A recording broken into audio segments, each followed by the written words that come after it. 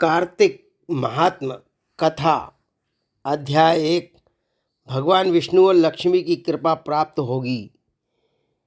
मित्रों, सादर जय श्री कृष्ण।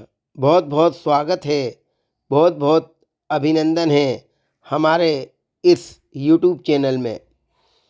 मित्रों, कार्तिक मास भगवान विष्णु और माता लक्ष्मी को प्रसन्न करने का सबसे शुभ समय माना जाता है।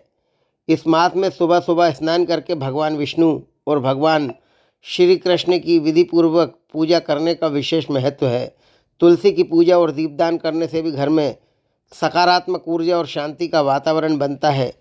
यह मास अपने आप में आध्यात्मिक ऊर्जा का खजाना है, जो भक्तों को जीवन में सुख, शांति और समृद्धि प्रदान करता है। कार्तिक मास में कथा पढ़ना भी अत्यंत आवश्यक होता है, क्योंकि इससे भगवान की कृपा बनी रहती है और परिवार में खुशहाली आती है। निश्चित रूप से यह मास 7 अक्टूबर से शुरू हो रहा है।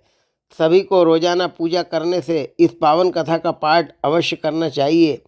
ऐसा करने से पूरे वर्ष आपके घर में धन, वैभव और सौभाग्य का वास होता है, जिससे जीवन के हर पहलू में उन्नति होती है। मित्रों, आज हम कार्तिक महात्म के प्रथम अध्याय का वाचन करेंगे। इसके सुनने से निश्चित रूप से महालक्ष्मी की कृपा आप प्राप्त होगी, भगवान विष्णु का आशीर्वाद मिलेगा, कई प्रकार के लाभ होंगे, घर परिवार में सुख शांति का अनुभव होगा। निश्चित रूप से अनजाने में किए गए पाप भी नष्ट होंगे। मित्रों, यह कथा आप अवश्य सुने। वीडियो को प्रारंभ करें इससे पहले आपसे निवेदन है, हमारे चैनल को लाल बटन दबाकर सब्सक्राइब करें और पास में घंटी का चिन्ह भी प्रेस करें, ताकि आने वाले नए नए नोटिफिकेशन आप तक शीघ्र अतिशीघ्र पहुंच सकें और आप उसका अधिक से अधिक लाभ उठा सकें। तो मित्रों, आइए देखते हैं प्रथम अध्याय कार्तिक महात्म कथा। मैं सिमरू माता शारदा, बैठे जिव्या आए, कार्तिक मास की कथा लिखे कमल हर्षाए। नैमिषारण्य तीर्थ में श्री सूत जी ने 88,000 सनकादि ऋषियों से कहा, अब मैं आपको कार्तिक मास की कथा विस्तार पूर्वक सुनाता हूँ, जिसका श्रवण करने से मनुष्य के सभी पाप नष्ट हो जाते हैं और अंत समय में वैकुंठ धाम की प्राप्ति होती है। सूत जी ने कहा, श्री कृष्ण जी से अनुमति लेकर देवर्षि नारद के चले जाने के पश्चात सत्यभामा प्रसन्न होकर भगवान कृष्ण से बोली, हे प्रभु, मैं धन्य हुई, मेरा जन्म सफल हुआ। मुझ जैसी त्रैलोक की सुंदरी के जन्मदाता भी धन्य हैं, जो आपकी 16,000 स्त्रियों के बीच में आपकी परम प्यारी पत्नी बनी। मैंने आपके साथ नारद जी को वह कल्प वृक्ष आदि पुरुष विधि पूर्वक दान में दिया, परंतु वही कल्प वृक्ष मेरे घर लहराया करता है। यह बात मृत्युलोक में किसी स्त्री को ज्ञात नहीं है। हे त्रिलोकीनाथ, मैं आपसे कुछ पूछने की इच्छुक हूँ। आप मुझे कृपया कार्तिक महात्म्य की कथा विस्तार पूर्वक सुनाइए, जिसको सुनकर मेरा हित हो, जिसके करने से कल्प पर्यंत भी आप मुझसे विमुख ना हो। सूत जी आगे बोले, सत्यभामा के ऐसे वचन सुनकर श्री कृष्ण ने हंसते हुए सत्यभामा का हाथ पकड़ा और अपने सेवकों को वहीं रुकने के लिए कहकर विलास युक्त अपनी पत्नी को कल्प वृक्ष के नीचे ले गए। फिर हंसकर बोले, हे प्रिय, 16,000 रानियों में से तुम मुझे प्राणों के समान प्यारी हो। तुम्हारे लिए मैंने इंद्र और देवताओं से विरोध किया था। हे कांते, जो बात तुमने मुझसे पूछी है उसे सुनो। एक दिन मैंने श्री कृष्ण तुम्हारी सत्यभामा इच्छा पूर्ति के लिए गरुड़ पर सवार होकर इंद्रलोक जाकर कल्प वृक्ष मांगा।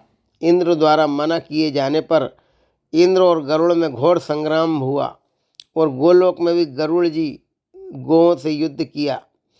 गरुड़ की चोंच से उनके कान एवं पूंछ कटकर गिरने लगे, जिससे 3 वस्तुएं उत्पन्न हुई। कान से तंबाकू, पूंछ से गोभी और रक्त से मेहंदी बनी।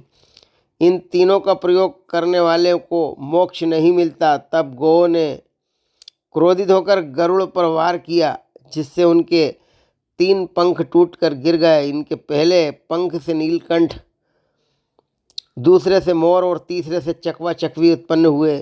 हे प्रिय, इन तीनों का दर्शन करने मात्र से ही शुभ फल प्राप्त होता है। यह सुनकर सत्यभामा ने कहा, हे प्रभु, कृपया मुझे मेरे पूर्व जन्म के विषय में बताइए कि मैंने पूर्व जन्म में कौन कौन से दान, व्रत व जप नहीं किए। मेरा स्वभाव कैसा था, मेरे जन्मदाता कौन थे और मुझे मृत्युलोक में जन्म क्यों लेना पड़ा। मैंने ऐसा कौन सा पुण्य कर्म किया था जिससे मैं आपकी अर्धांगिनी हुई। श्री कृष्ण ने कहा, हे प्रिय, अब मैं तुम्हारे द्वारा पूर्व जन्म में किए गए पुण्य कर्मों को विस्तार पूर्वक कहता हूँ, उसे ध्यान से सुनो। पूर्व समय में सतयुग के अंत में मायापुरी में अत्रि गोत्र में वेद वेदांत का ज्ञाता देव शर्मा नामक एक ब्राह्मण निवास करता था। वह प्रतिदिन अतिथियों की सेवा, हवन और सूर्य भगवान का पूजन किया करता था। वह सूर्य के समान तेजस्वी था। वृद्धावस्था में उसे गुणवती नामक कन्या की प्राप्ति हुई। उस पुत्रहीन ब्राह्मण ने अपनी कन्या का विवाह अपने ही चंद्र नामक शिष्य के साथ कर दिया। वह चंद्र को अपने पुत्र के समान मानता था और चंद्र भी उसे अपने पिता की भांति सम्मान देता था। एक दिन वे दोनों कुश और वह समीधा लेने के लिए जंगल में गए। जब वे हिमालय की तलहटी में भ्रमण कर रहे थे, तब उन्हें एक राक्षस आता हुआ दिखाई दिया। उस राक्षस को देखकर भय के कारण उनके अंग शिथिल हो गए और वे वहाँ से भागने में भी असमर्थ हो गए। तब उस काल के समान राक्षस ने उन दोनों को मार डाला। चूँकि वे धर्मात्मा थे, इसलिए मेरे पार्षद उन्हें वैकुंठ धाम से मेरे पास ले आए। उन दोनों द्वारा आजीवन सूर्य भगवान की पूजा किए जाने के कारण मैं दोनों पर अति प्रसन्न हुआ। गणेश जी, शिव जी, सूर्य व देवी, इन सब की पूजा करने वाले मनुष्य को स्वर्ग की प्राप्ति होती है। मैं एक होता हुआ भी काल और कर्मों के भेद से 5 प्रकार का होता हूँ। जैसे एक देवदत्त, पिता, भ्राता आदि नामों से पुकारा जाता। जब वे दोनों विमान पर आरूढ़ होकर सूर्य के समान तेजस्वी, रूपवान, चंदन की माला धारण किए हुए मेरे भवन में आए, तो वे दिव्य भोगों को भोगने लगे। तो मित्रों, जो भी कार्तिक महात्म कथा सुनता है, श्रवण करता है, तो निश्चित रूप से लक्ष्मी की प्राप्ति होती है। भगवान विष्णु का आशीर्वाद उन्हें सदा मिलता है। यह था प्रथम अध्याय। शुभकामनाओं के साथ नमस्कार। जय श्री कृष्ण।